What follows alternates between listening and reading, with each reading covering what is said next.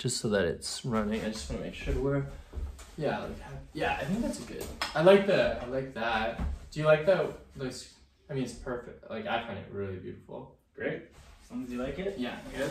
Cool. Should we get closer then? Yeah. Yeah. Let's be like here. Yeah, that's great. And then you there. Beautiful. Excellent. Yeah. Excellent. How should we start this? Do you have like a ritual that you usually start your interviews with? No. Maybe we could do just like not even. Yeah, maybe. Well, we'll start now. We'll start like now. So welcome to the Wild Dom Adventures YouTube channel. I'm here with my great brother Reiko, and yeah, we're in his beautiful home, Mystic Men's Circle, beautiful home. We'll talk more about the work that Reiko does, but we wanted to start this as like a ceremony of what we do in men's work, and we're just talking about how we like grounding as we start this kind of work. And so I was thinking of just singing a very archetypal chorus and then just like grounding into like the medicine of what we're going to share to you. So here it goes, just a little riff here. You are the Lion King, and you can let your heart sing. Stars shining bright above, your ancestors' deepest love.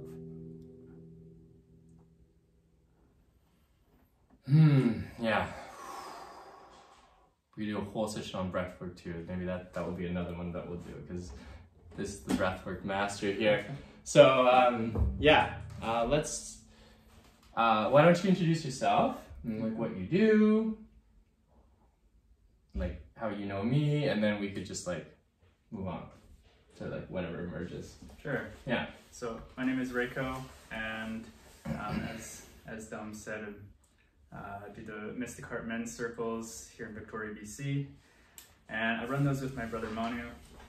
We've been doing them for just over a year now, as well as doing men's breathwork events, various other men's events. We do poetry nights, and we also taken a big approach with diet and fasting, both fasting as regenerative for the body, but also fasting as initiation process and ritual.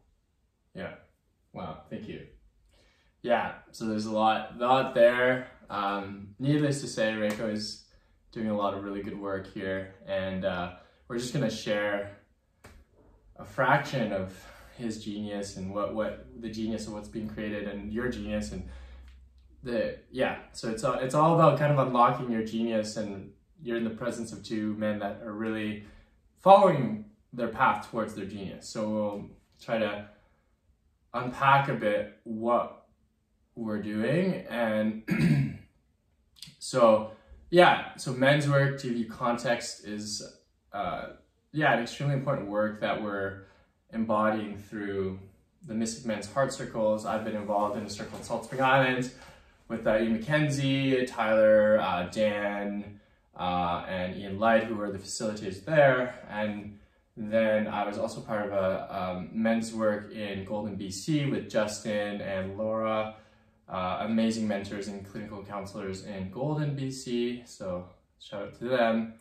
And so this like beautiful work, the thread is about men being able to relate to each other and trust each other again, and to bring in, the brotherhood medicine to the world.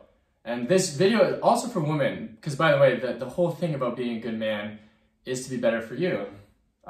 Whether it's as a sexual partner, whether it's as a supporter in your creation, we are trying to be good men for both men and women, not this thing exceeds gender. It's just that a lot of men want some bros, literally bros to hang out with, and it's not about like drinking beer or necessarily getting high and evading the experience. It's just like shooting this shit and saying inappropriate things about people and not like, yeah, and there's nothing like that has its place too. I'm not saying that's a bad thing, but what the work we're doing is like, how can we serve each other? How can we possibly empower each other to live the best life? And we're doing just that. And so that's what men's work can be. And yeah, do you want to talk a bit about men's work and what you think of it, Reiko? Yeah, sure. Yeah. I really like what you said right at the end there about just how can we serve each other, and I think service is such a big part of building meaningful relationships. I like to explore just what different people are offering. I sit in on other men's groups, and I've participated in a variety of offerings around what could be described as being within the umbrella of men's work, because that's such a vague and kind of general term, and I think it should be really broad and encompassing, because it's something that's evolving. It's something that is dynamic. Right. If we look at what was men's work in the 80s and 90s versus what's men's work now, it's changed, it's evolved. And what's really beautiful is that the people who are involved in and investing themselves into this work tend to have a desire for change, have a desire for growth, right? Have a desire to find meaning and depth, and that usually requires taking into account like what needs are not being met, what am I not seeing here, and so awesome. as that becomes more clear, the work changes, but ultimately the kind of consistency that I've seen throughout, like just observing how men's work has evolved, is and then how my relationship to it has evolved, is that there is a thread of a few common values, and these are shared usually. So I see a need for support. I see a need for connection. I see a need for consistency too. And that's one where I find just not having that consistency in someone in one's life can really derail and dysregulate. So so with these components, I think it also makes it easier to have meaningful relationships, but then also relationships that help create and find meaning in life. So it's not necessarily about defining what it means to be a man, but discovering what it means to be a man. Wow. Yeah, so that's kind of my hot take on pretty hot stuff. Pretty hot stuff. This man is a poet. And he knows it. He's a poet, and he claims it. A lot of people aren't willing to speak truth and beauty, and this is a man that does. And just notice how some of the ways of us relating to each other we've learned and we've taught each other. So this way of authentic relating, where we're being so here, present with what's alive. We're obviously checking into each other's needs and supporting each other.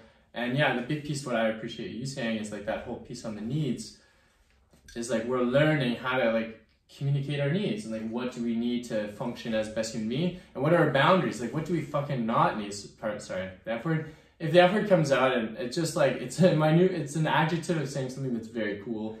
But anyway, I'll try to use more sophisticated language, but it's establishing your needs and your boundaries. And so in men's work, we do a lot of that, understanding needs, establishing boundaries, which we did quite a bit in our sessions, and nonviolent communication and active listening. So we're really actively listening to each other, and that's where we learn how to look each other in the eyes. We learn how to like bring it back to our experience. There's like different techniques that we've honed in on. There's great like body embodying work too, of like getting in the body and the breath, and we could go endlessly in so many directions here. But I guess we're the next part. So we define like men's work and so basically our story, and we'll get into a bit of storytelling, because a big part of men's work and a big part of human work is to storytell. And we're both pretty good storytellers. We know a lot of mythology and And this is a way of relating to the world, and we'll try not to go too crazy so that we stay in something that's tangible. And although myths are like everywhere, and once you get down this rabbit hole, you can't stop. But basically, yeah, I moved to Victoria, wasn't doing so hot. Started working at a grocery store, and the pandemic hit, you know, a weird time. I'm sure everyone, all of you have your stories of the pandemic, and some beautiful things, some awful things, and yeah, mine was not the happiest one, and you know, it's a good time to connect, and like I saw a lot of people that were really thriving in the, they were thriving because they had like, you know, structure and order, and they had some relationships that supported them, they had something, and I really didn't have a lot. I had a roommate that was also, you know, going through his stuff, and that was difficult. Like, yeah, it was a difficult time for us, and I was super depressed and anxious, and but my brother Ian connected me with Reiko and the crew, and said, well, they do a lot of good work, and so I went to the Brethren Breathwork event. Brethren Breathwork event, and we worked on what was the type of breath? We worked on like channeling, like being comfortable with anger. Litima?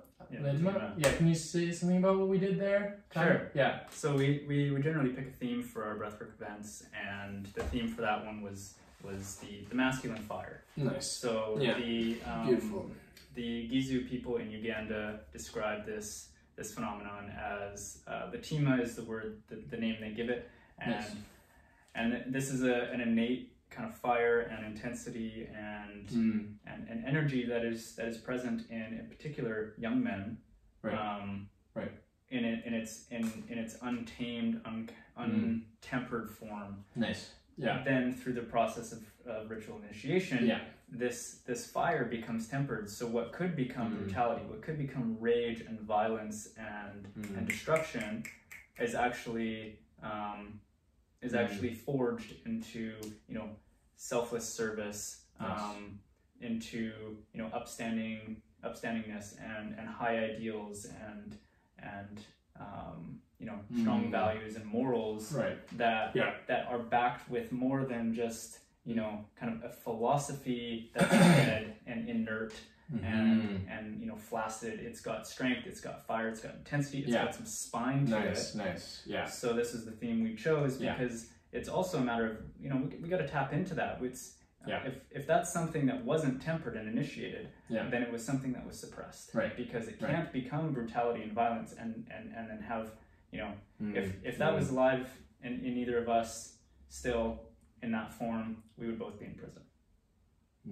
So it's either been tempered or it's been suppressed. Yeah. And so the breathwork event is really an opportunity to let that come back up in a space where it can be tempered. Yeah, that's really beautifully said. And so I would say that my fire was so suppressed because of so many, like, a lot of shame, a lot of lack of confidence, a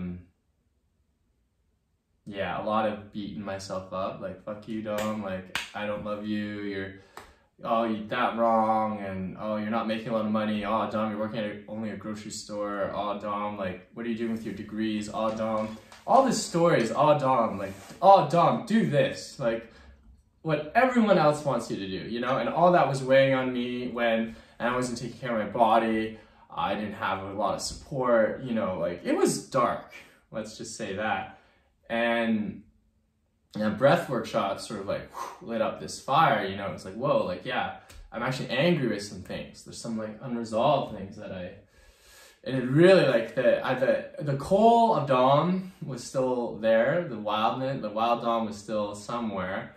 There's just an ember that I've like protected quite close to my heart. And Reiko and Manu managed to like fan the flames a little bit. So the phoenix, you know, the phoenix started taking wings.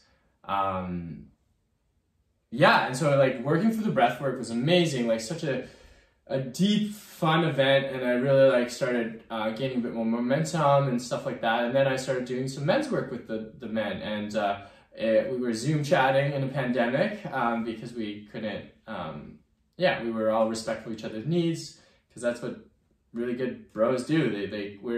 we're not there to sabotage each other. We're rather there like, how can we best serve each other? And service, like as Rick was saying, like one of those beautiful embodied trait that a sacred man or a sacred woman, like service is just, the more you help out, the more you give, the more you get. Like we, like, you know, talk about karma and, you know, all these great concepts can be distilled down to very simple truths, but can you practice them? That's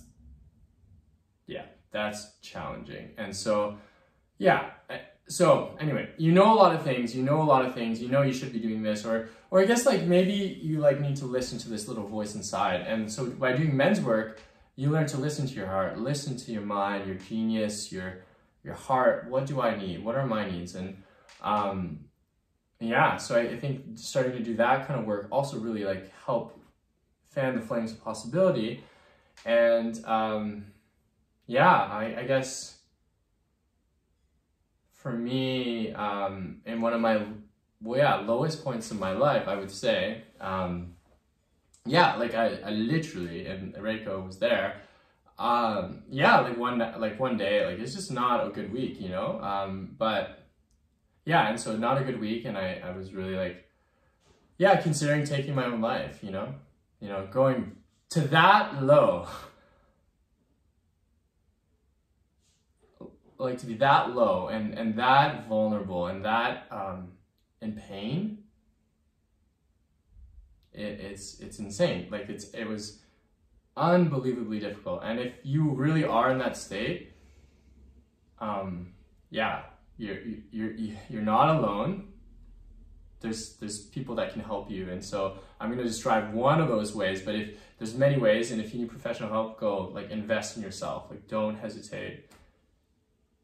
I wish mental health services were free, and we'll work on that as a society. But for now, like if you need help, pay some really well-certified psychologist or astrologer or whatever you need, pay for it, invest in yourself.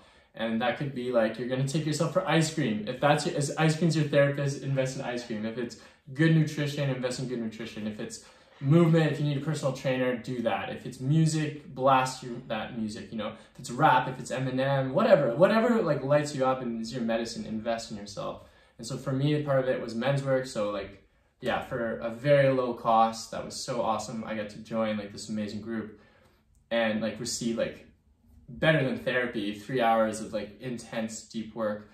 And that, yeah, just going to that 1 week where I was suicidal and I wanted to kill myself and I'm so depressed, so low, like my memory was really gone. Like I couldn't really like put thoughts together. I had no vision really, but deep in my heart I did, but I just couldn't like get it out. There's this shame, there's this fear, there's this trauma. I was like drowning, you know. And you know what the men said, you know, as you're drowning and suicidal, they said, Dom, like, I got you. And having 5 men tell you that, or I think I don't remember how many men we had at that time. I think we were 7. 7 of us, yeah. 7 men. So I guess, yeah, having 6 men say, hey, Dom, like, I got you. What do you need? Whatever you need, we can arrange, you know, we will take care of you. And just to have that total support and like this, like, and for them it was easy. Like for me, it was the hardest thing in the world to just say, like, because I felt awful. I felt shamed. As a man, I need to be strong all the time, right? I can't cry. Or at least that is a message that you might have received, or you can't be depressed, or you gotta be strong, man. You gotta be like fucking always on your game. And that's not the reality. Like the reality is a lot of men struggle with mental health, and a lot of men are dying because they're not addressing mental health. So again, where this is like men's work, we go into it saying it's not therapy, but it is a form of mini therapy, and it certainly like allows you to go in deep, but being held in an ancestral way. And so we're returning to ancestral ways. And so anyway, with the work that Reiko and the Mystic Men's Heart Circle did, yeah, I'm saving my life. Can you imagine being able to save people's lives? That's what this guy did. And that's what is possible when you have deep medicine. And I really am so grateful for like this like deep work that that was done with men. And so yeah, rescuing me out, so to speak, from hell. And yeah, that was huge. Like that was huge to know these men supporting me. And then it really was started this cataclysm of, okay, cool, like what do I want? Like, okay, my life is worth living. So what should I live for? What can I offer? And the men helped me envision, like, what do you want done? What do you want? Like anything. What if you could have anything? No limits. What would you envision? And slowly the visions started happening. Okay, I want to kayak with whales. Great. And then those visions started manifesting. Like, yeah, I just paddled 3 months with whales. Like, I literally paddled the orca and humpback almost every day for 3 months. Wow. That came from a vision. Next vision, and this is a crazy vision. I always wanted to be a professional musician. And crazy, like, right? Like, yeah, Justin Bieber or Taylor Swift, like, yeah, I can't be like that. I can't. But then I was like, for a moment, why don't I just say, imagine me walking on a stage and singing to 1,000 people. Imagine that. So vision. And now I'm like recording with a bunch of people in Victoria, and it's just like, I'm writing songs with musicians, and it's like, whoa. You know, so like vision. And so these men helped me create deeper visions for my life, and they start coming true. So your dreams really do come true if you write them down and you have containers, and that's kind of what we do in men's work. And so yeah, now I'm back in Victoria, I'm recording music, doing these awesome YouTube videos, and yeah, talking with amazing people about their medicine. And yeah, like how much, like I just want to thank you, Reiko, and like the group for like, yeah, being just such honorable men that had my back, and I could share anything with, like literally anything, and they would just hold it. If it was too much for them, they would put up a shield and like take care of their needs, but if they could help, they would lean forward. So like to have that support has been like just such a deep medicine. And that's sort of like, I see myself doing a lot of men's work in the future, and Reiko's actually building a program to help men to run these kinds of circles. So I'm curious, would you mind sharing a little bit about what your vision is for that? Or is it top secret? No. Happy to talk about that, but I did want to I want to touch on a couple things that you brought up there. Sure. There's quite a lot. Yeah, there's a lot there. Back there, and yeah. Yeah, I think the first thing I want to say is just like, you know, you kind of mentioned how men's work isn't therapy, and it's really not. It's not the same. It's not the same format. It doesn't serve the same purpose. Yeah. It can't really even. It can't really try to be that either, because it's 100%. Yeah. So the way I like to describe it is that men's work is not therapy; it's brotherhood. Right. But it can be therapeutic. It can be very therapeutic. There we go. And if therapy is what's needed, I think you touched on this. But I just want to say, like, there are free resources. Nice. There are nice. You know, like hotlines are free. Definitely. Definitely. You can get community counseling. You can do. There are government programs that help people align to therapists that they need, get grants for that. So nice. There are all sorts of resources available. Beautiful. And that's actually something that, you know, I'm active in putting people in touch with if that's something that comes up. So right. Beautiful. This isn't something where we deny therapy, nor is it something where we replace therapy. It is something that serves a purpose that therapy is not geared towards, and that is building community, building support networks, you know, building relationships, because you know, there is a pretty clear boundary between a therapist and a patient, where there is no ongoing relationship there. Yeah. The purpose of a men's circle is to actually build relationships. Yes. So even though there's a facilitator and there's participants, there is a development of trust. The facilitator is there to facilitate the growth of those relationships, to make sure that they're nourished, to make sure that they're growing, and that they're you know, as I said before, not only meaningful relationships, but helping each other find meaning. right? And that's Nice. that's where Yeah. I think that a lot of the therapeutic qualities come in. Yeah. Because Totally. helping to find meaning is very therapeutic, especially when Beautiful. it comes to finding meaning in struggle. Mm-hmm. You know, you're talking about your struggles, you're talking about your suffering Yeah. and your pain, and that you were able to find support in that, but also some meaning. Mm-hmm. And it was actually through that you were accessing connection to other men. Yeah. So I know I can recall many times during these groups, and then, you know, my own experience connecting with men where I am drawn into relationship, I'm drawn into connection through pain, through suffering, and through the unknown. Mm-hmm. So what I'm not expecting to find actually pulls me deeper into connection with someone else. Right. So Wow. I think there's Yeah. I just wanted to start with that Yeah, because for sure. Absolutely. I think it's an important distinction. Yes, super important. Yeah, And- I'm grateful you did. And Yeah. and I think that the other thing too is that what a lot of men find too is that through coming to this kind of work, that they have a renewed kind of appreciation for what therapy can offer. Mm-hmm. So it's not uncommon for men to seek out therapy after uncovering some things that are, you know, Nice. Yeah. difficult and maybe were kind of tucked away, you know, nicely. Like, here's what I'm not looking at. I'm going to tuck that away. Mm-hmm. There's an opportunity to kind of bring that out in the open. Yeah.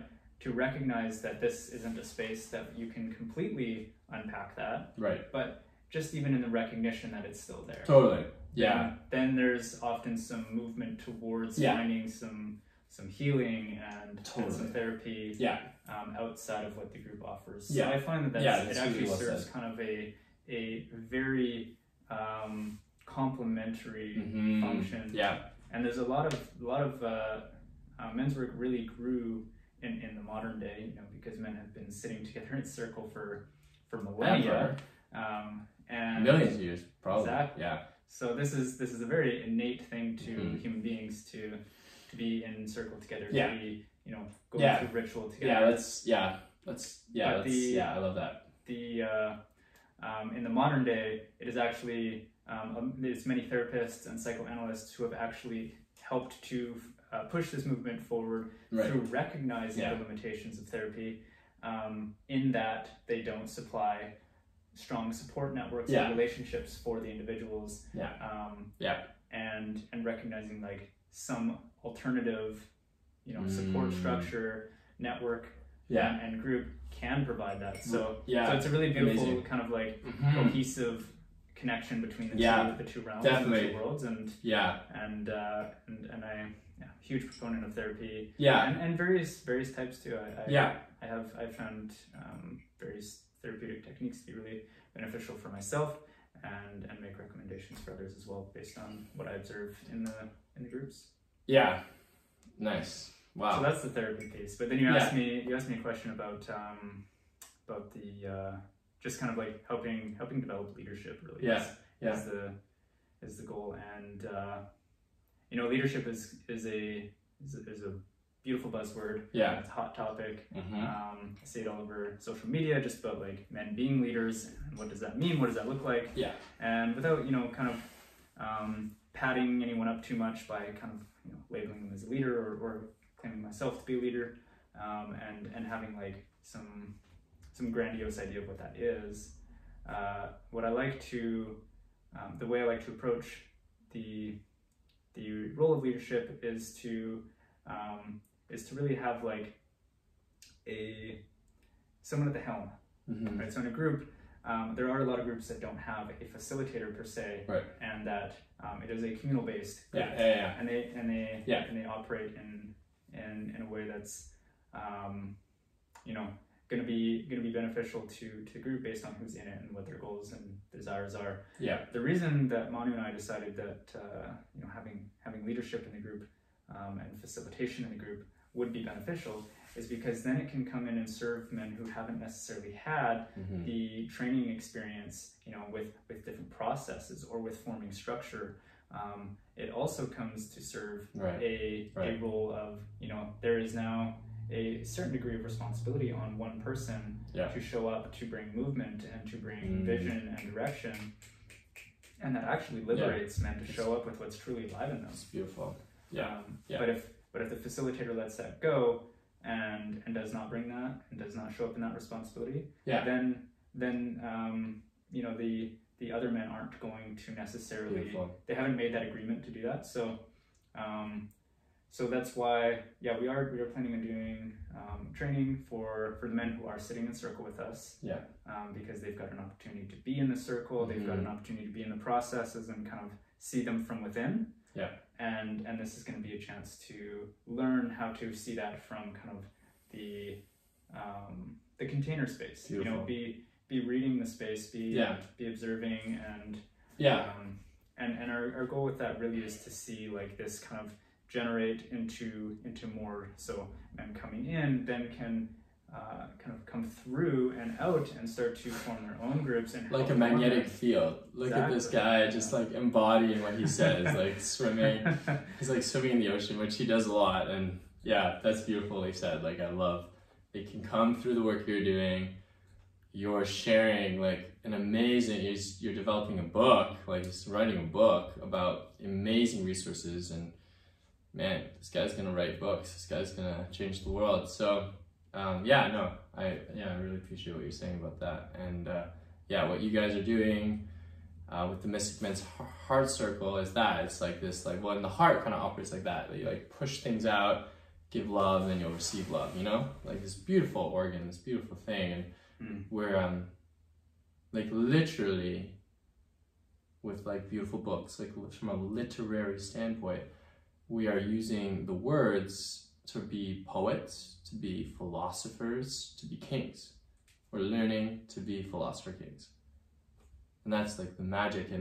And so this is what's beautiful is with the men's work, and there's so much more and we can maybe riff more into, well, there's the men's work, there's one piece of the medicine. And so like Reiko was saying, like you need to find what medicine works for you. At the end of the day, we all need medicine, and medicine could be coffee, it could be ice cream, it could be men's work, it could be therapy, it could be counseling or psychoanalytics or dream work or astrology. There's so many forms of therapy and medicine, but your medicine could be, there's a lot of medicines to choose from, but you can choose stuff that might not be as conducive, like alcohol. I mean, I like drinking, me too, having a beer too, but alcohol is a medicine that would also like have consequences, as we don't have to like expound that right now. But for example, so anyway, I want to talk about medicines, and the other piece is like, I guess the medicine that I'm Dom, like what am I trying to bring is this like wild Dom adventures medicine. And so I'm an adventurous man. I love hiking, I love movement in nature, I love going outside and getting naked and looking at the sun, you know, and getting supercharged with vitamin D. And I love eating like a king, and like walking in the woods and knowing my plants and my birds and my whales. Like I love to be paddling with whales. So like I bring this like the wild man archetype. I'm like, Dom is like a wild man. Like I've always known from a young age that I was different, but in a beautiful way, like different, like strong, proud, adventurous, Aries, like, you know, just, so I'm an Aries, yeah. What are you? Cancer. Oh, okay, cool. But I'm an Aries moon. So. Oh, okay. I'm a Sag moon. So, and they love to talk more astrology too. Like as you can tell, there's so much there, so much like deep mythology, and we're storytellers. So going back to that, so the wild man, the wildness, the wild, and in the wild, it's about stories, and it's about meeting at campfires, and like, this is how the human race has organized itself from day one. It's like around a fire. What do we hunt? Where do we live? How do we keep our tribe happy, you know? And so this ancestral, this rewilding, this wildness, you know, this is the theme of this thread. And Reiko and Manu, the Mystic Men's Heart Circle does it in a certain way that honors like a lot of different traditions of, like we were talking about Latima breathwork, and they do like deep nutrition. We could definitely talk a bit more about like what they do with fasting and nutrition, which is like a huge piece. And then the men's work. So there's a lot of medicine. These two are medicine men, you're offering like this medicine to the world, and I am too in my own way, you know, where I'm like offering this adventure medicine, this yoga, this meditation in the wild, this like really like, and this YouTube channel, this is just like free for you. This is just like, hey, like if any of this resonates, go and take it, you know, and if we can be some medicine to you, like great, you know, and this is kind of what brotherhood can do. It can create like this really cool creative unfolding. Like this video is just like shot just like this, like just a conversation with bros. That's it. No scripts. Unscripted. No scripts. So it's really a miracle. It's really magic. I hope that you can find magic in your life, really. And so like the Wild Dom Adventures thing is about magical adventures, and the Mystic Men's Heart Club too, like they provide this and I would love to dive into archetypes just a little bit, because archetypes are another way of understanding this whole thing. And we could talk about archetypes forever. But we're gonna focus on 4 main ones and 3 side ones that in Iron John, like I think both of us know the story of Iron John really well.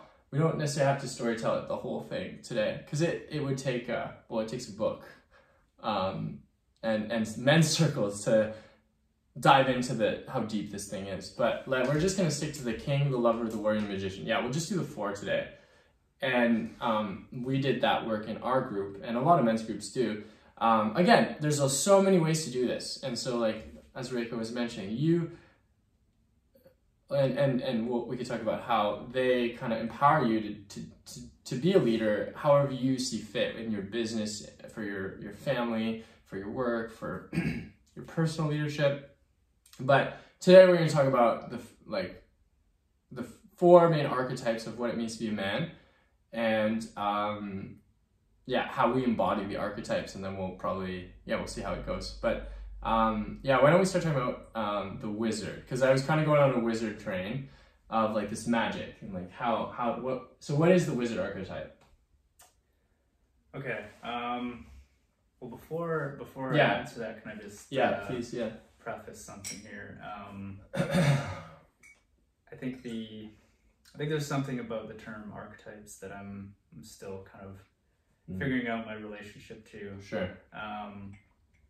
You know, it is a very like psychoanalytic term to use, and a lot of this comes from like Carl Jung, and then some of his disciples.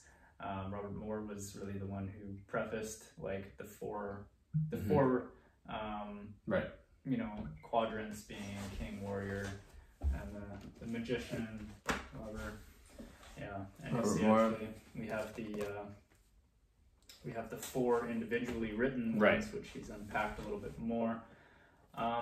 So I've really enjoyed his perspectives on those, and it does seem to me that the various forms of men's work, the various kind of organizations that dive into this, get kind of hung up there, and get kind of hung up in the idea of archetypes and embodying them, and you know, describing it in all these different ways, and you know, what I really think that the value of these archetypes and others as well, which are not lesser, I would say not even necessarily periphery, but that are maybe less actively sought out in the modern day, less significantly out of balance because they're almost less significantly present. So where the king may be extremely out of balance because it's necessary to have a business. It's necessary to be an employer. It's necessary to be a father. Right? But the you know, the grieving man or the wild man or these other things are almost not welcome in society. Right? But where is the space to grieve? Where is the space to be wild? Where is the space to be, you know, to be a lover? That's something that there's still space for. So totally. So I would like to just add that these four images are exactly that. They're images to describe qualities which are actually called into the world, but that there's a lot of shadow around. No, thank you for saying that. And so like, yeah, just the word archetype, yeah, that's what Reiko just said was the definition of an archetype. It's like this image, this vision, type of way of being that's very ancestral, related to deep story, that Carl Jung, this incredible psychologist from Switzerland, I believe, read all the deep myths that went back like deep time, like 400,000 years ago, and found like these archetypes and these great images, and that's what Reiko was saying. So thank you for that definition. And then, yeah, is there anything else you want to add before we talk about the four? Were you done that riff, or? Is there anything else I would like to say? I would like to say that if you are interested in exploring images, myth, archetypes, you know, really, there are some great resources out there. You may find that Iron John, King Warrior, Love Magician, those are really common, great resources to dive into. Yeah. But, you know, this is Iron John. Yeah, read some of the more far out stuff. Read, you know, just pick up a copy of Grimm Brothers. Grimm Brothers fairy tales are great. Read those. Read old poems from, like, old Celtic poems and songs. Beautiful. And just listen to. Beautiful. Yeah. Listen to what, like, the images are speaking to you. Yeah. You know, rather than creating this grid and organizing them, you know, let them speak to you a little bit as well, because I think a lot of the grid organizing has been done well. Right. And that the boundaries of those become almost boxes that contain people. Absolutely. These are boxes. Yeah. These are They're not identifications. No, totally. There is we don't have a monarch in this part of the world right now. We don't. And so to identify as the king is actually almost a limited relationship to it. And I hear what Reiko is saying. And Reiko has this deep truth that there are infinite archetypes, because anything you want to be, you can. And there is no life is such a chaotic world where everything can emerge. That's like a law of thermodynamics. Everything tends towards entropy and chaos, but then you can emerge and manifest things, and there's like infinite possibilities. Einstein said imagination is more important than knowledge, and the quantum field, the quantum world is way beyond our understanding. And so there's infinite possibilities of images, of types of creations and stories, and so it's a big world. It's a big, grand world. And I totally acknowledge that you could be anything you want to be, and it's infinite in many ways.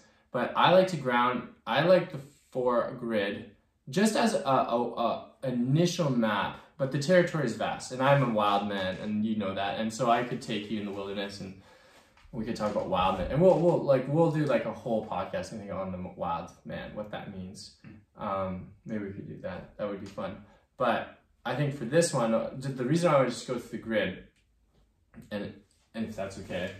For sure. Yeah, but I really like what you said, and like I love that, because that is totally like this can make that accessible for everyone. And my way of making it accessible for everyone, just start with the King, Lover, Warrior, Magician, just as a map. And then, fill in your map with the most beautiful colors and beautiful images. I like that. I like the image of it being a map. Yeah, I think that's beautiful.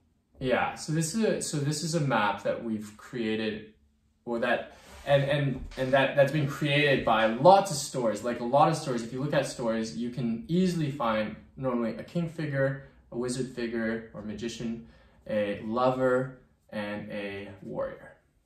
So those are four main characters or types of characters found in each story. And I love storytelling. We love storytelling. And probably the best story I can tell is Harry Potter. And I'll do a whole thing on Harry Potter that would last. Oh man, I could speak to you about Harry Potter. Side note, tangent. I was on the PCT with my partner at the time, Daria. And one day I spent 12 hours from 6 a.m. to 6 p.m. I'm not even joking. I talked about Harry Potter the whole time. 12 hours. Nonstop. And I couldn't keep going because it's so good. It's such a beautiful story. J.K. Rowling captured something precious, and that's why she became one of the richest women in the world, because she could show you how beautiful her mind and her images were. And, you know, we could talk about Dumbledore and Harry, but the story stems to very basic archetypal characters. Right. Harry, the savior, the hero's journey. The hero's journey. Voldemort, the devil, the evil, the Dark Lord, the dark magician. And then we could go, okay, who's the bright magician? Well, they're all wizards and wizards in that one. So J.K. really dove into the wizard archetype. But even each witch and wizard, look at them like, there's like the good wizard, Harry, the bad wizard, Voldemort. So the good and bad archetype there. And so, yeah, this is the whole wizard, so I'm collapsing that, that's wizard.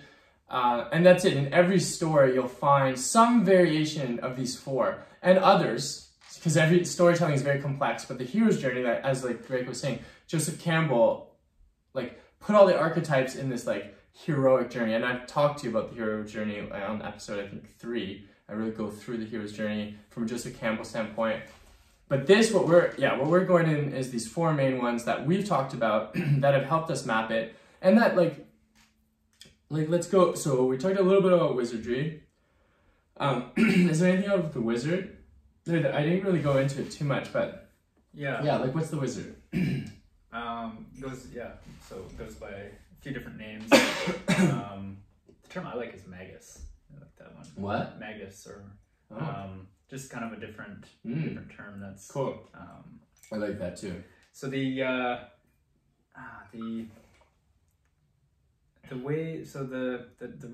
thing I like about exploring these is that we can look at them as images or stories, and we can also look at them through kind of roles that they've played through human beings, and relationships that they have. So stories is a great one. Pop culture, there's lots of great examples, and but if we kind of take the essence of what the magician role is, or the magician let's see that. Let's dive into that. Yeah, so we can look at like the essence of the magician is to work with liminal space. You know, work with the boundaries, and to work with transformation. Yeah. So the magician is kind of like the archetype of awareness. That is what Robert Moore says in King Warrior Lover Magician. He says that the magician is the archetype of all awareness. Beautiful. And Gandalf. Yeah, Dumbledore. To have that, I sort of envision like a hawk, you know, just to have that bird's eye view, to be able to see clearly, to have a penetrating sight, and not just see the boundaries, but see through the boundaries. See through the boundaries, to be able to create transformation that extends through the boundaries. Nice. And so that. When, you know, when reaching a threshold, and this is something that in the context of a men's group, there is the capacity for men in the group to embody or to channel this energy, this image. Yeah. There is also the capacity for the group to be channeling that. And so when a man sitting in a group is reaching a threshold, the group can support him to actually transform and move through that boundary, move through that edge, and create that change for himself. Beautifully said. The group as a whole is able to see through the boundary. The group as a whole is able to bring that archetype of awareness and reflect back to him what he can't see. So where one man alone cannot access, that clarity, he can access that in the group space. Beautiful. Yeah. And, we can look at examples in the world like shamans. Yeah, exactly. Totally. Of Russia, who worked in these realms of spirit to move past the human realm, to work through that boundary into the spirit realm. Spirit realm, yeah, exactly. Yeah, shamans, medicine mans, like ceremony, and like basically the type of counsel that we do in our men's circles is very wizard-like. Like we have feathers and we cast intentions and we we bring the wild and the wildness and the wizardry. Like you would look at what we do and from an outside view, and it's like this, wow, they're concocting potions and doing magic, and we sort of are like, but magic in the way of like, yeah, like very fine-tuned, precise, real magic of, hey, like, I want to be a millionaire. Okay, well, we know some, and we could actually help you make that happen. You know, literally. You want to be a musician? Great. You want to be a jungle king? That one hasn't come up for me yet. Sweet. Millionaire. I might have to bring that up. Okay, yeah. Well, I'm kind of like calling in the juice to give it back, but we'll see. Yeah. But just like your ability to dream big and package that in something that actually is like spell-like, and casting it out with poetry, intention, lots of like concentrated effort. So literally we learn magic, and if you believe in that umbrella. And so, yeah. I love that. And the words, using words as like casting spells, and yeah, there is a quality of sacredness and magic to that, and there's intention. And yeah. And, you know, I remember, you know, I just remember as, you know, and when you were sitting in our group, one thing that was really beautiful to see was just how the men were, you know, everyone was helping each other find the words. Right. That's another thing is a lot of the clarity comes through actually just having the right words to explain it. Beautiful. To describe your experience and share it with others in a way that they can digest it. And we helped each other find the words. We're writing this hero's journey. Like we're helping each man. What's your best self, Dom? What is it? We'll help you word it. There you go. There we go. There's your best self in words. And we can be eternal. Like we read the greats. This is like Dead Poets Society shit, you know? Like we get together and we like dance and we sing and we read thorough, and we talk about deep poetry, and we literally read this book. Like, if you haven't read it, it's a good one to read. It is absolutely stunning how deep this beautiful man, Robert Bly, what he's done is incredible. And yeah, we talk so much about this old Grim Brother tale of Iron John, but you need to do your reading. At least read the tale. It's in the back. Like, it's a pretty heavy book, but the myth, even if you looked up the Grim Brother myth of Iron John, you could get into that. But yeah, like reading something like this with a group of men that want to digest it with you would really help. Yeah. This book has...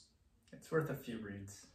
Yeah, this book can save your life, and it could help you so much as a man. Even a woman, you'd like to read this book too. I've had women friends that read the book and find it fascinating, and they want to know about us too. So this is not, again, we're like way beyond gender, and but we meet as men because we want to be initiated as men, and that's heavily describing this. I won't go there. But so like we write like this beautiful creative vision in a wizard fashion. So that's just to give you like a little sense of what a wizard can be. And again, see how the archetype is just a map of meaning. Like, as Carl Jung, one of the brightest minds, and Jordan Peterson too, like if you really want to dive into archetypes, listen to Jordan Peterson. That's a whole other topic that we won't get into now. But it's a way of mapping out the world. And so that was like the wizard. And so let's go to our grid, the king. The king. King Dom, King Reiko, king. What is it to be a king? To order a kingdom. And so we're talking a bit about it, like as a man, it's totally normal. And again, if you're a woman, you can also embody the king archetype. I'm not saying that woman, again, but look at the stories of beautiful kings, because we know there's bad kings and there's good kings. And we can tell, like, Donald Trump, is he a good king or a bad king? You say what you think, and that's okay. Whatever you think is okay. But let's just say, okay, well, I'm clearly biased. Donald Trump is not a good king. We're just gonna, might be a bit controversial, but whatever. I think most people that are interested in archetypes will like be okay with that saying. So, or Hitler, or Stalin, or like someone that does things to destroy the world, right? Like that is not a good king. A good king would be a good king would be Nelson Mandela or Gandhi or the Dalai Lama. Those would be good king archetypes that are real. Like, so there's really that kind of king energy exists. So take it as like an energy. The king energy, like literally, like I feel like a king today. Like I'm presenting myself, I'm singing, I'm ordered, like my finances are in order, I'm taking care of my people. I walk around and give and receive, and like that's like a very king-like attitude. It's so like, and a good king, a humble king, helps his people. It's not about being the top, you know, like the top of the pyramid, the top businessman, the richest. Like that is also like a king-like energy. Like, and some people want that power. But I guess like from an deep men's work archetypal, like what our king vibe is, like a king really serves. So Jesus Christ, for example, could be seen as like the king. And I think he was called the king in a lot of ways, because what did Jesus do? Well, he hung out with prostitutes, he loved everyone, and he forgave the people that killed him, right? Deep sacrifice he fasted in the desert. Jesus Christ is known as a hero by many. And you'll have your own heroes. Like if it's Muhammad, if it's Buddha, Buddha I think is a really big hero. I'd love to dissect Buddhism in another episode. But basically just, regular good kings exist. It's an energy, and there's bad kings that exist. And we know a lot of bad kings, a lot of toxic masculinity, patriarchal, toxic, because there's nothing wrong to say with patriarchy, and men can be virtuous leaders. There's tons of examples that men can be really good men. But in modern times, what we're seeing is the bad kings get all the attention. Donald Trump's getting all the attention. I don't know. I'm sure in other countries you know of dictator bad kings, and then there's this attitude of all men, like we have to restrain men, we have to restrain that king energy, and of course, like if there's a bad king, we should invade his castle and destroy him. But if there's a good king, like why wouldn't we support that Zeus energy? Although Zeus in Greek mythology was very interesting, but he was a king, and so that's kind of how I do like king energy. Do you have anything to say about the king? Like what you think of that, or? Yeah, well, I think any image of king becomes problematic when it's placed on a person. Right. That is a whole lot of energy for one person to carry, just to be in that relationship with themselves. It becomes a far greater responsibility and projection when it's coming from other people. So it's something that even just leading a little group of 7 to 9 men, if every single person showing up is projecting all of their own king energy onto one person, that is something one person's not going to be able to really sustain, not long term, right? And so this is something that there's a word for it. It's called transference, right? So if I was to see you, king, as the king, dead stop. Then my whole relationship to the king is happening through you. Right. Therefore, nice. Very well said. You have to be the king in the way I want you to, or else I have to kill you. Right. I have to end your reign of tyranny. Right. And so I think a lot of political leaders get that projection, or musicians. It's really common for Elvis, celebrities, to be projected as having a connection to really what the king is a connection to the divine. Divine connection. And that's why, Jesus was called the king. He is the prophet. He has that connection to the divine. And so he is put on a holy pedestal. Others are put onto other sort of pedestals. And And so that's kind of the projection side of things. That's really well said. What is the actual image that's being projected?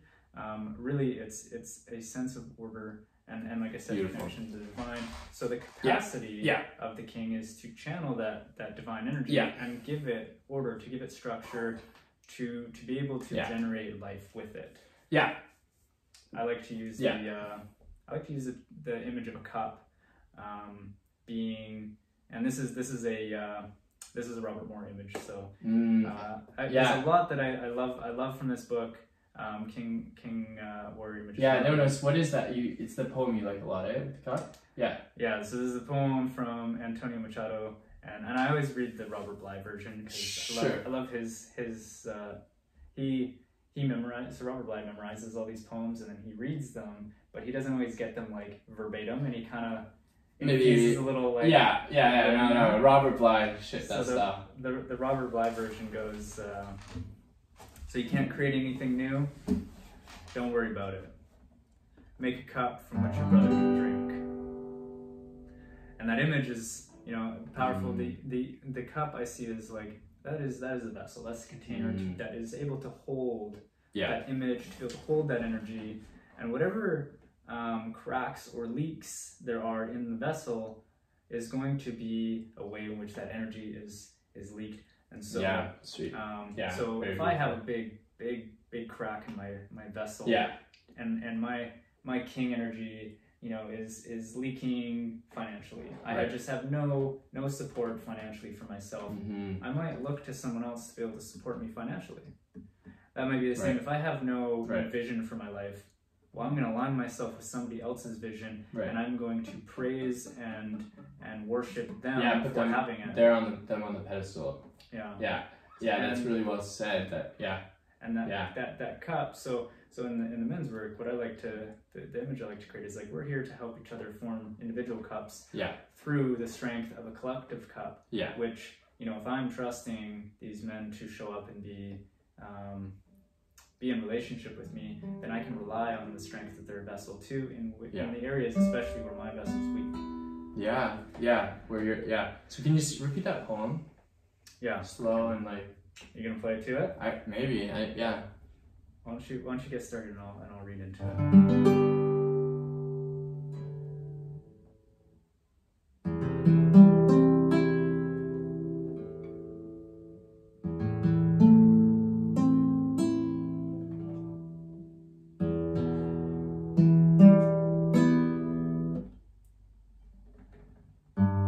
You say you can't create anything new. Don't worry about it.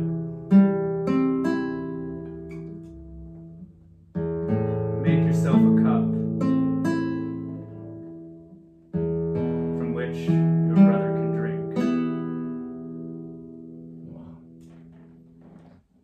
Yeah, so that's really like such a beautiful way to look at the king archetype and energy, and see how it's so important to keep your ego in check.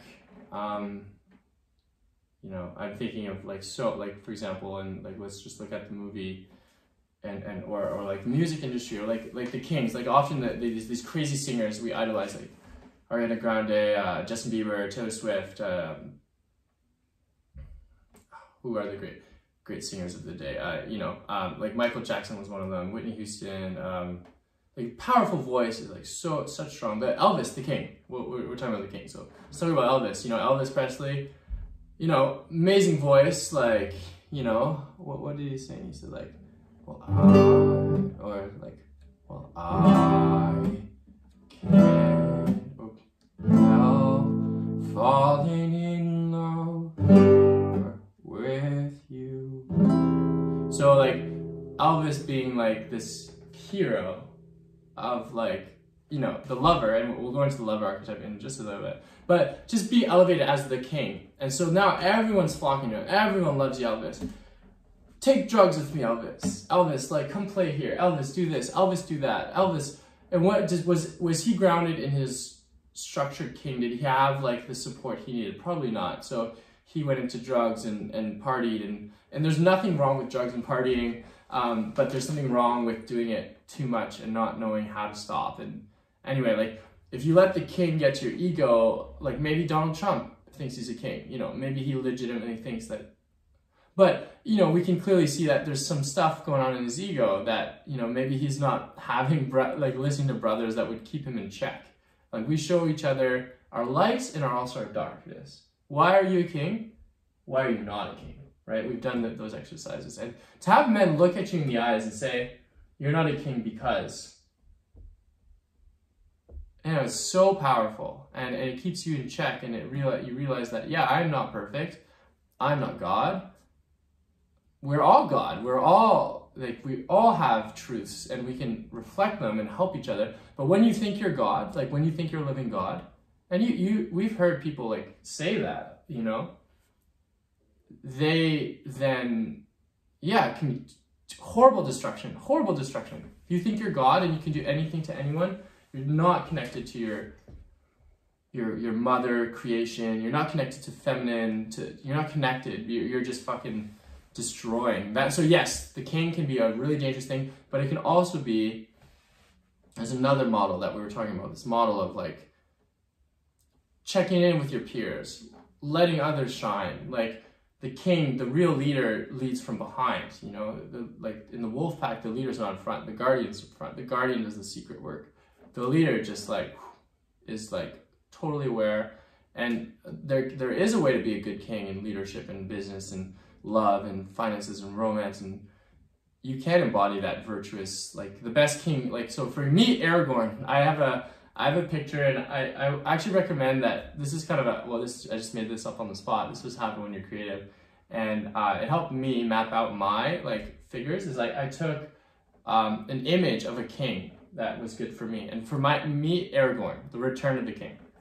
Like, what a beautiful story, Lord of the Rings. Like, so much unpacked there. But look at Aragorn's story from the wilderness to the beautiful city. I feel like Aragorn right now. I went in the wild. I was Strider. I knew I had a special place, and now I'm like returning to Wild Dom and like to Kingdom, sort of like to my kingdom, whatever we want to define with that. But I have to keep my ego in check, because like no one wants to be around someone who just talks about himself all the time. So anyway, that's like a bit of the king. And like Reiko is a king in different ways, but still embodying like, you know, this is his kingdom. He does men's circles here. He does his nutrition stuff here. Like, he's a king of his own castle. And we use that language when we talk about our home. We're like, yeah, this is my castle. I order it. So there's two ways of each story. So that was the king. So we did magician, we did king. Let's talk briefly about the warrior. What's like the warrior to you?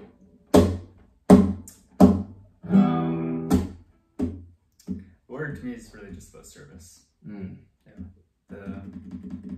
The role that a warrior plays is to serve a vision, and I see the vision actually coming from a combination of having like a strongly constellated Great words. a strongly, not my words. I'm drawing a lot of inspiration because we're talking about the book. So I'm totally drawing a lot of inspiration from how he frames things, right? And in his work. But as the magician is strongly constellated in the king as well, and as they come together, that's where vision emerges. It's in the relationship between those two, right? In the connection between those two, a strong vision is formed, and that vision is then served through the actions of the warrior. Right? The warrior is there to guard and protect, and also to bring about that in a like manifested form. Beautiful. Reiko knows his words, and because he reads and he listens to really powerful people, and then you can sound like that, you know. And so like the warrior, exactly, like this call to action, channeling other people's needs, and like the warrior sets up boundaries. The warrior has a shield. The warrior doesn't get walked on. The warrior is like jiu-jitsu. If you practice jiu-jitsu or some form of martial art, it's the warrior like so attuned, so present, so aware, so willing to defend his people, and a warrior connected to his lover, which we'll get into, will fight for good, will fight for justice.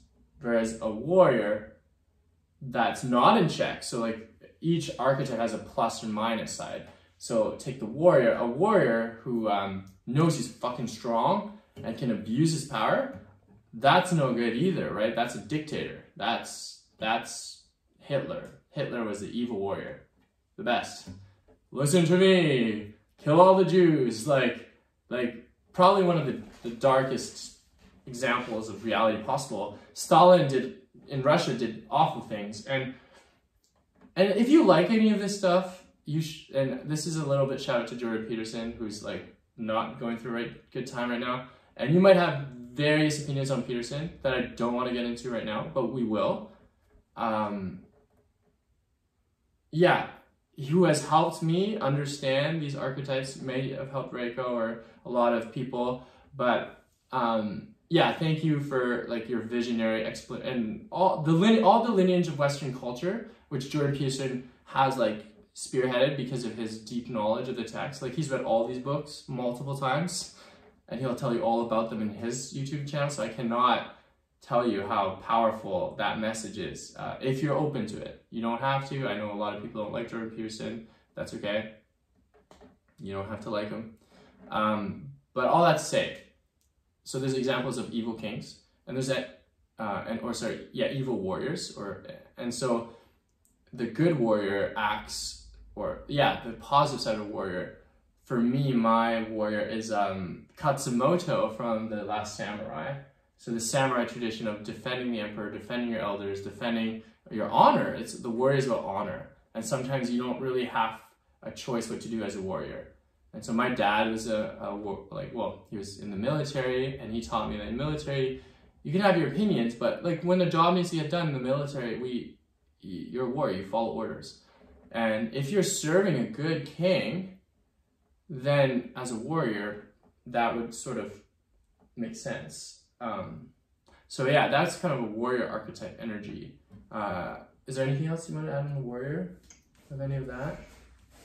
I would say the warrior stands on the periphery. The warrior stands at the boundary and sets the boundary, right? So strong boundaries are important for the warrior. Yes. The warrior decides not only what gets let in, but also what gets let out too. And somebody who has strong boundaries is going to have a strong filter. Nice. It's going to be able to maintain calm, composure, and discipline, right?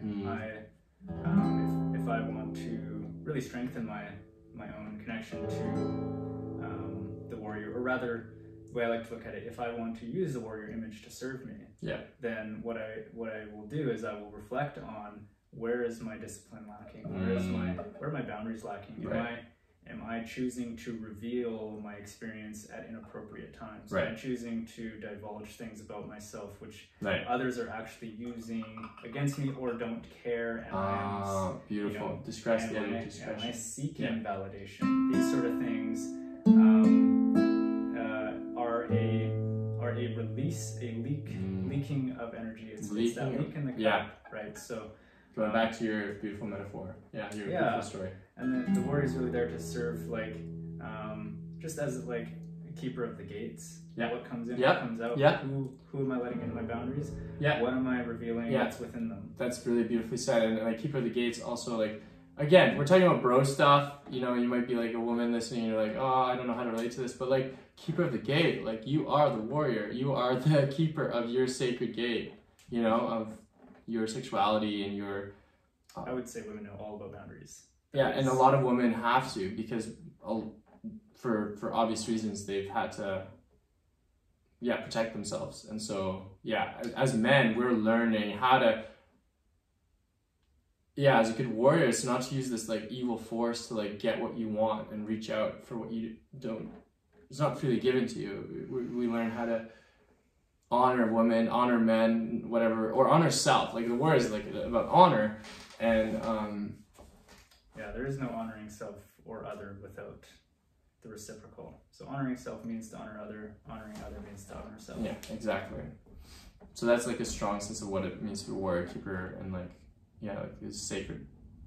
And we know a lot of warrior mythology, like Achilles, and I mean, I'm sure in most stories that you like, Harry would be a warrior in Harry Potter, or I don't know, Lord of the Rings. You know, you got that trifecta elf, Gimli, Legolas, and Aragorn, like the warrior bros, like. they fight for a good cause, you know? So like the warrior can be a really good archetype, a really good energy, but it could also be the villain, like an awful villain warrior that we also see portrayed in so much of contemporary. Yeah, the wounded warrior is a big, the wounded big thing. Yeah, you mentioned Achilles. I would say he's a you know, seeing in the section of the Iliad where he goes after Hector after Patroclus has been killed. Nice. Bring it to the Greek mythology. You know, he really loses his integrity as a fighter. You know, he dishonors the dead body of Hector and drags him around the camp and denies him proper burial rites. Like, these are a great dishonor to his opponent, which, you know, is a wounded warrior, but he's also a warrior who is not in service to a cause greater than himself. He's there for fame and fortune and which he got. Sure, will be remembered forever, and at probably a great cost to himself spiritually. Yeah, and showcasing a not necessarily the most positive example from what it means to be a man. I am Dom. I can kill any man. Yeah. I can drag the dead body of who I killed wherever. I lead armies when I choose to. I can sleep with anyone. I'm Brad Pitt, you know, like Achilles in the movie Troy. Like, everyone wants to sleep with them, and everyone would. Like, I mean, he's God.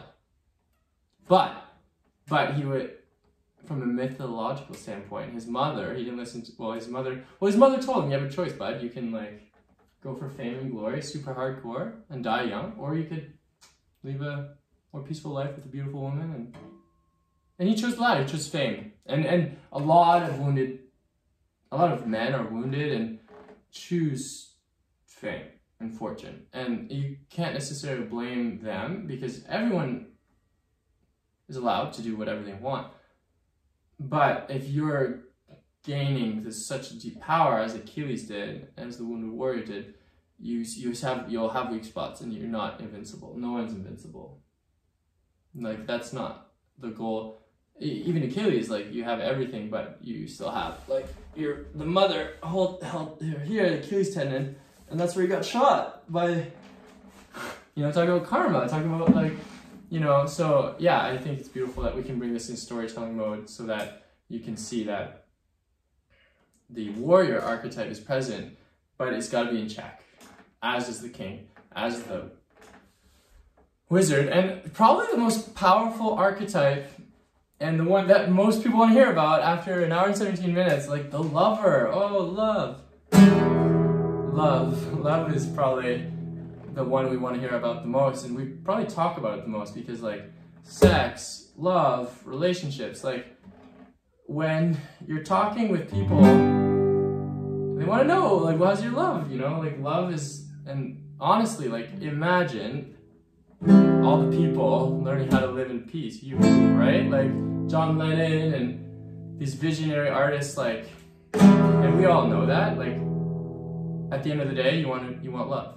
We all, like, it's literally rooted in our evolutionary pathway as a human being to be loved. Like, there's, like, neuroscience, like, incredible neurology, and so we all want to be loved. We can all agree on that, or maybe some psychopaths don't agree you should be loved, like, they want to be loved. But let's, like, have a consensus that we all want to be loved from a social and anthropological standpoint. And so we're hardwired for the neurology of love.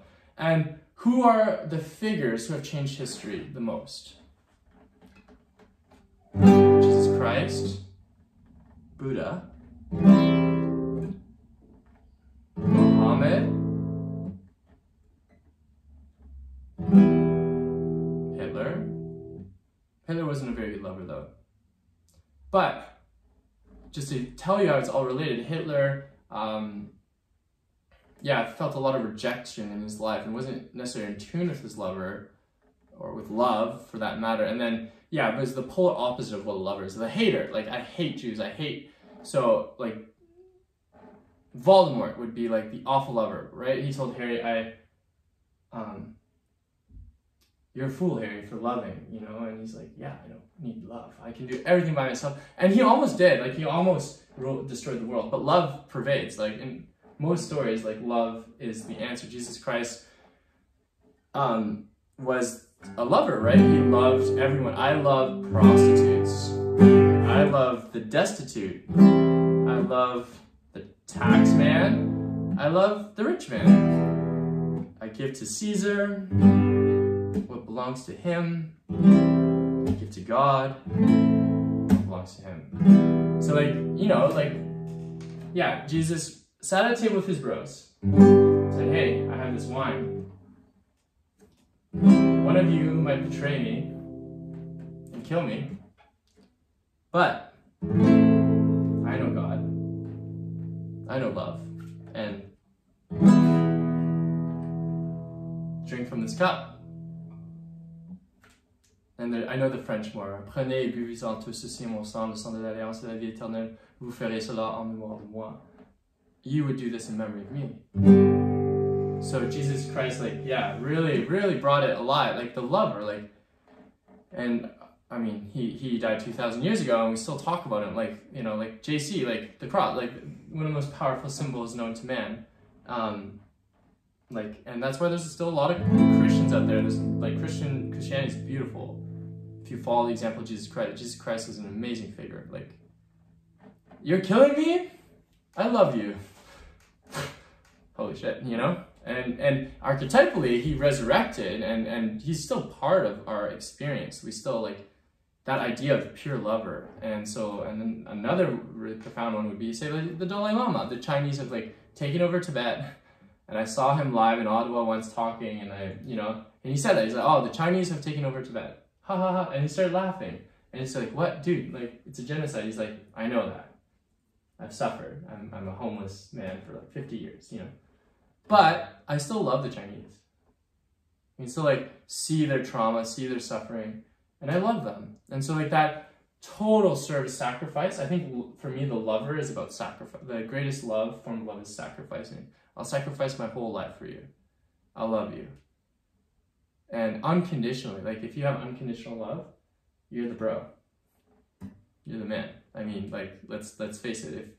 If you could give you would give freely, and you had full harmony, and you would just give just because you could. And so, like, Reiko and I are very privileged people to be able to talk about poetry and study massage therapy and deep nutrition and take care of our bodies, and we've worked hard. Like, it didn't just land on your lap like, hey, right? We're doing the work, and there's a lot of work, and the men's work, and so this is like the framing where we're at. And so, like, but ultimately, let's face it, we all want to be loved, and a lot of the work we've done is to be around love, and like love of brotherhoods. We love each other, and we love our women or our men, depending on what your sexuality is, and or yeah, trans or queer, whoever you are, it's all welcome in these circles, right? Like, I mean, we focus on the male, what it means to be a man, but like women also do really great work, and trans communities do really great work. Like, there's so much good work being done in so many circles, so find your circles. But the type of work we do is tangible. It creates this kind of thing, like what we present to you. And so, yeah, I guess the lover archetype is like probably the most important one in my mind anyway. Like, what do you think? Or like, what's the lover? Tell me about the lover. Yeah. Personal, mythological, whatever. I think life would be, there would be no life without the lover. Right. Biologically, but yeah. Also spiritually, and yeah. I think in many ways too. Mm-hmm. There's kind of a few things that I would say about the lover. The lover, the image that comes to me is like, in a secret place, right? to some cultures, sex is very taboo, or to like certain aspects of sex are very taboo to talk about it. But taboo has that same quality of just like privacy, secretness. There's a potency to a love that's secret that is very, very powerful. There's a potency to love that is new, that is very powerful, right? So the unknown quality to this, you know, whether it's something that I know but nobody else does, or whether it's something I don't yet know, something that's new, something that's unfolding around me, that is blossoming from within me. Like the unknown is a very strong quality of the lover. I love what you're saying there. And there's a really great need, I think, for boundaries with love. So the relationship where those boundaries really need to be secure in order for the lover to grow and blossom. Yeah. You know, whether that's in a relationship, whether that's in a creative aspect where, you know, let's say there's some lover energy being brought forth through like creative projects. You know, an artist who reveals their art too early can be rejected, it can be insulted, and it can be spat upon, and you know, the need for boundaries in a relationship that is new and growing, or a relationship that's, you know, struggling. These are times where really, really strong boundaries can actually can ensure that the relationship grows. So there's a quality to the image that's really just like that's like a flower or a garden. I love that. Growing a garden, it takes tending to. It takes the right conditions.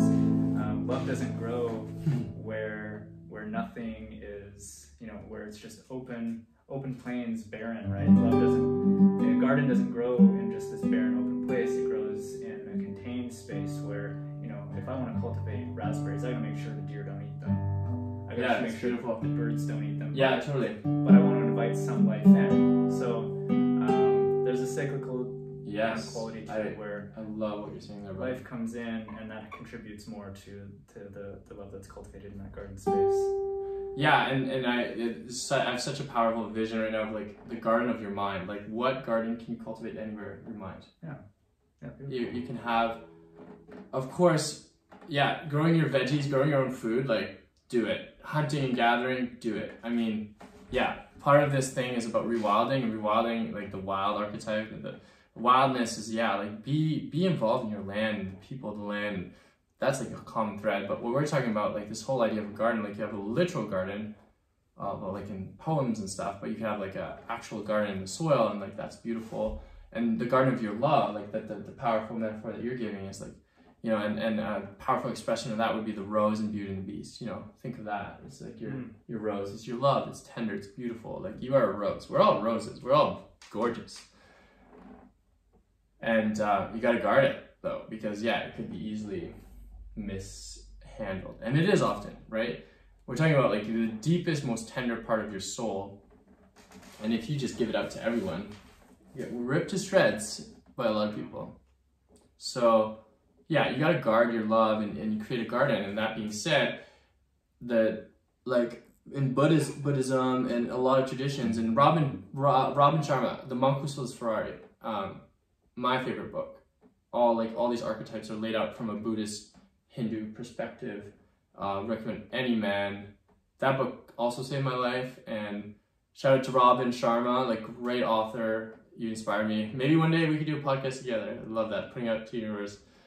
But Robin Sharma said, the garden is your mind, baby. And that's a Buddhist thing. Like your mind, like in Buddhism, does amazing visualizations of the love, like loving the whole world and deities and goddesses that embody that. And I have the medicine Buddha in my mind. Like I can tap into that powerful image. The medicine Buddha is about giving to everyone and being the medicine. It's a blue Buddha. Look it up and print that, put that on your wall and pray to that and be the medicine, you know? That's like how powerful Buddhism is.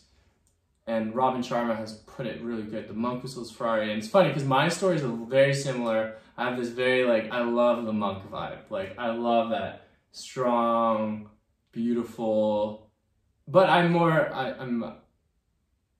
yeah, there's like different ways of monk energy, and like obviously that honor like Buddhist monks that take the vow of chastity. I'm not taking the vow of chastity, by the way.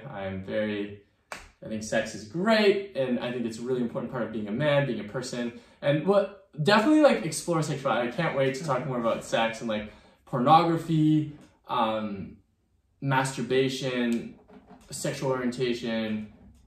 Yeah, what's allowed, and there's so much there. So much sexuality is a part of life. We birth life through our sexuality, and so that's sexual energy. And we talked a lot about this in our men's circles. Like, it's a real thing. Like, and priests that's, you know, and I have really big beef with priests that preach, yeah, don't be homosexual, or just, yeah, like keep it all for God, you know, one woman, one woman, one love, right? Yeah, what a great message, Christian church. Except, what did those priests do? Behind closed doors? Were they real men? Amen?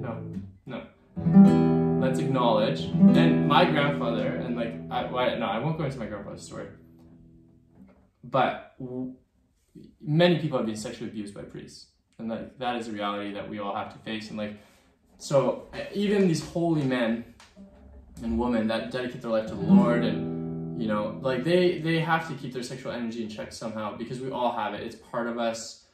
We have penises or vaginas or whatever you might have, and you can use it, and it's powerful, and you want to use it. It's like, you should use it. Like, it's a part of who you are. Like, sexuality is a beautiful expression of yourself, but it can be whatever you want. And that's like, as a lover, as a really powerful lover, you can embody that. So anyway, all that to say is like, check out Robin Sharma's book, The Monk Who Slows Ferrari. Very monk-like energy, be a monk that attracts abundance and beauty, and also romance from a standpoint that's really culturally appropriate and sexy and beautiful. So check out Monk Who Slows Ferrari, read that book, and we could talk about it.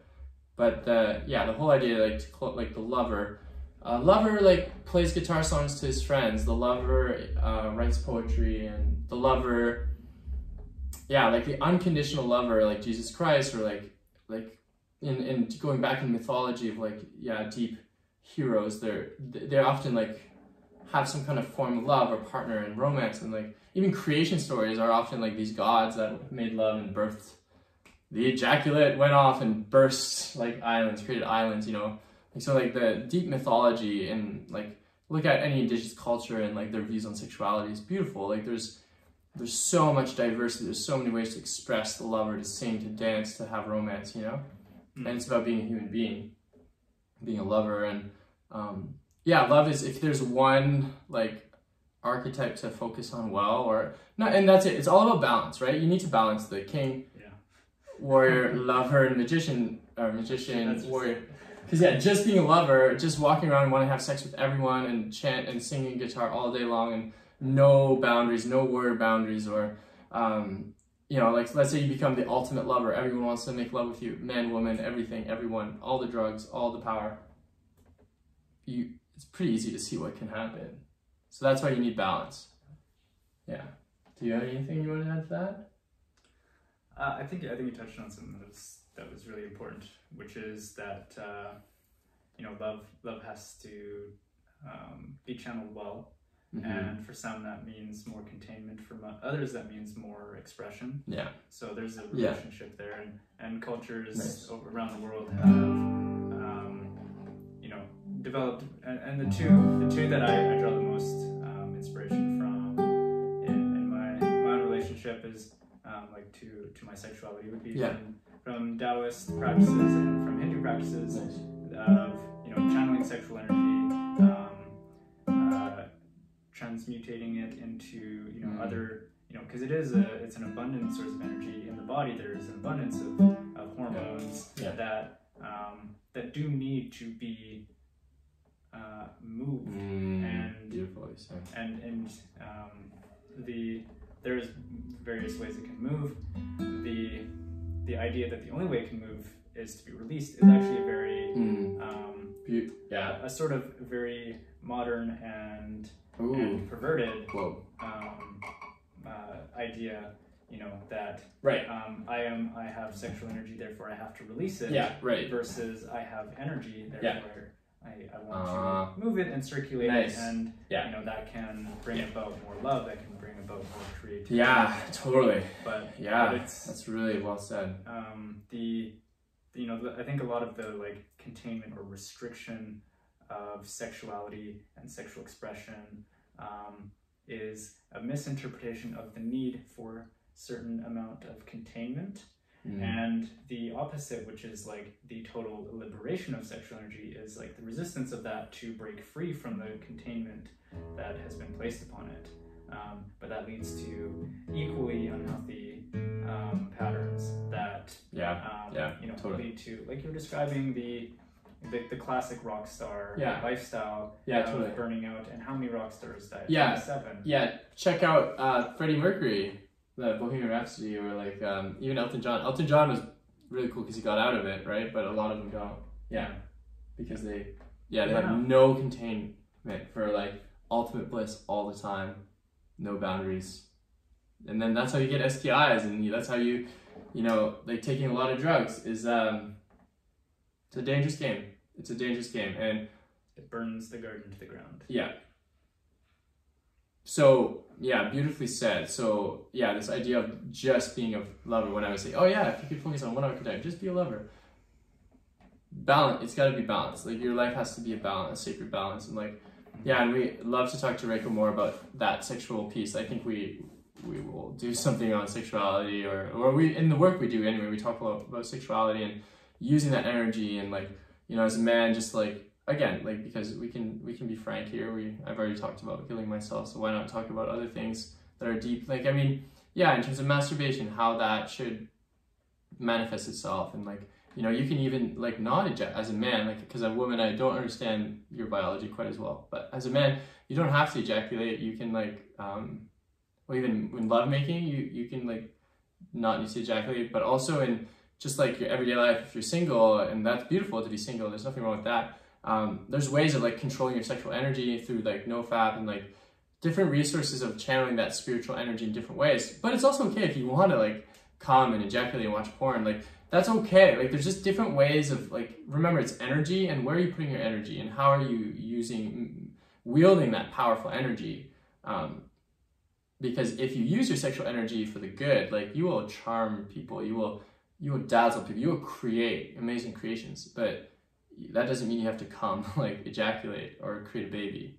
And by not projecting that constant neediness of like, I need to ejaculate as a man, you like become a superstar because you keep that energy and direct it however you want. And if you meet the person that you want to make a baby, or a cosmic connection, and like sex is a cosmic connection, or not for everyone though, like, you know, you can sleep around with a lot of people and be polyamorous, but polyamory is a bit different than having no morals and ethics. Like there's a whole sexuality is much more complex than man and woman. Like, yeah, you got to dive into this. It's really good stuff. But all that to say is like, yeah, without like Freddie Mercury is like, like don't stop me now. I'm having a good time, like having a ball. Like I'm high as like Rocket Man. It's a really good song because he's like, yeah, I'm gonna be. I don't know exactly how it goes, but yeah, like I'll be on Mars at 9 a.m. I'll be high as a kite by then, you know, like Elton John, 9 a.m. when he was a rock star, like he was, he was gone, like he was in outer space, you know, he was Rocket Man and Mars,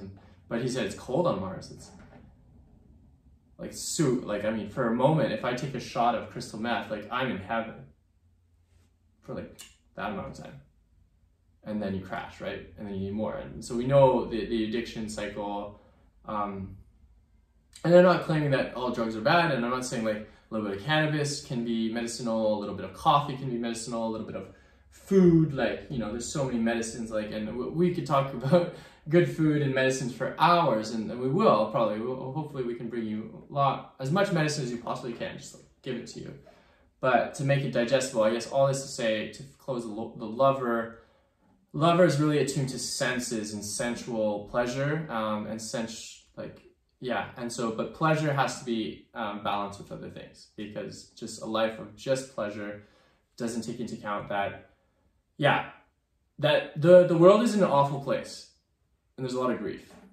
A lot of indigenous cultures are dead. A lot of us are depressed. We're in a pandemic. There's still war. You're gonna die. I'm gonna die. There's a lot of cancer. There's like chemicals. Like there's a lot to grieve for. So that's another arc. So we have the 4 main ones, and then just side note, just because that's how they do it kind of in Iron John, is that at the end they were like Robert Blythe says very well, like, hey, yeah, these are 4, like, this is a story where you saw kings, lovers, warriors, and magicians. It's a great story. But don't forget, like, grief, because there's a lot of grief to deal with, and we work with grief work in our men's work. You know, we learn how to hold space for grief, we're not therapists, as Rick was saying, like, we're not like a clinical counselor. They have their place, but the brotherhood medicine is, we learn how to hold grief in a certain respectable container. And we work on wildness too, the wild man archetype, and that's what I'm like a specialist, like, yo, call me up. You want to be wild? Wild Dom, I'm your man. You want to be wild? You want to get in kayak with whales? You want to learn how to ancestral skills? You know, you want to like go hunt a deer and eat game meat? You want to, like I could make the dreams come true in the wilderness realm. That's like my wheelhouse. And then another one they often say is the trickster archetype. Like this like really great raven coyote energy of like humor and wit and sharpness, and also points out the king's flaws, like the jester is the one who like makes fun of the king, makes fun of people, we poke fun at each other, we like laugh, a lot of laughter in our circles, which is great, like, but there's also this ability, again, all of them have to be balanced to be a hero, to be a good man or a good person. And so I guess like in closing, is there anything that, like, I guess my closing thing is, thanking you for your time to, we've been cracking at it for a while, but I think the conversation's been pretty fun and stimulating on both ends. And and just like, for all the work you do and all the work that's to come, and for saving my life. That's not a small thing that you've done through your work, so congratulations. You've impacted my life and a lot of lives, and so and Reiko, you are a pretty balanced man from what I see you taught me this, so just practicing what you've taught me, like learning how to praise another man, like, why not, you've taught me how to non-violently communicate, you taught me how to expand and create, you've taught me to sing, and like that's what, I have this guitar, and just like learning how to reconnect with what I love, and that beautiful poem you shared, that's really beautiful. And so thank you for what you offer to the world. And I guess in closing, like the stage is yours. Like, do you want to share, maybe if you could share about some of the offerings that you're going to do upcoming, and then any closing thoughts on this amazing video? All right, The floor is yours. Thanks. I really appreciate the praise and the acknowledgement, and just happy to see how much life's coming through you right now.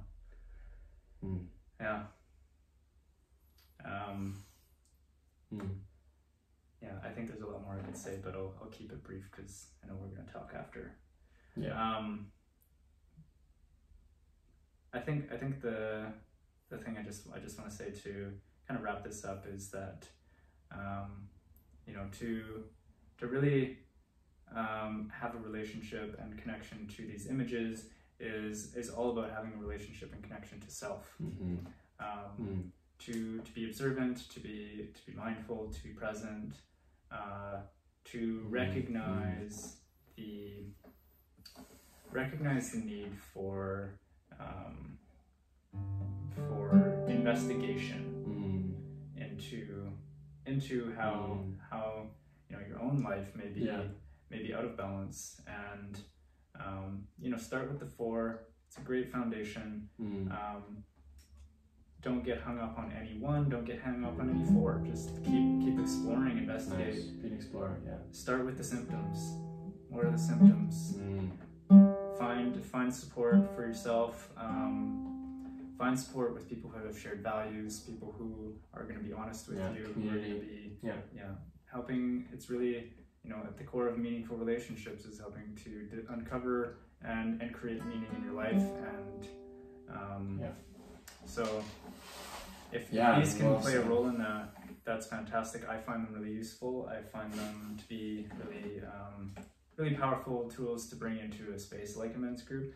And also there's a lot else out there that we've drawn from. You mentioned the communication skills and various other practices that we do that I find useful. But just explore, read, find out what's valuable to you and what's missing in your life. And also as I can see really shining through you right now is like find that desire to share, find that desire to connect, to share with others, and to be in relationship. Wow.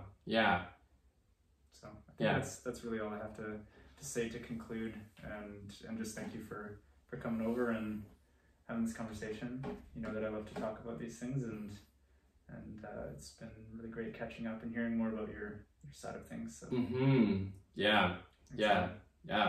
My pleasure, Rico, and